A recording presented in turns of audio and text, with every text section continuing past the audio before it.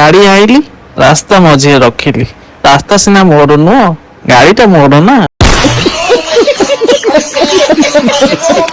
ସରକାର ଗାଈ ବାଛୁରୀଙ୍କ ମାନଙ୍କ ପାଇଁ ଦାନା ପଠେଇଛନ୍ତି। ସେଥିପାଇଁ ଏଠି ମିଟିଂ ହଉଛି। କୋଉ ଗାଈ ବାଛୁରୀ କି କେତେ ପରିମାଣରେ ଦାନା ଦିଆଯିବ।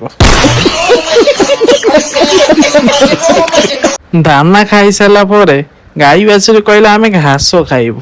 ସେଇଥିପାଇଁ ତାଙ୍କୁ ଗୁହାଳ ଘରୁ ଫିଟେଇ ଦେଲି। ଆମ ଝିଅ କହିଲା ମୁଁ ତାବେଲା ବଜେଇବି। ସେଇଥିପାଇଁ ଆଣି ଜେଜେ ମୁଣ୍ଡ ପାଖରେ ତାକୁ ବସେଇ ଦେଲି। ଦେ ବଜା।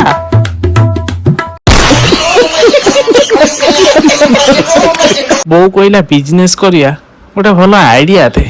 ସାଙ୍ଗେ ସାଙ୍ଗେ ଥାଳି ଧରି ଦୁଆର ମୁହଁରେ ବସେଇ ଦେଲି। ଆମ ଝିଅ କହିଲା ମୁଁ ଚକୋଲେଟ ଖାଇବି।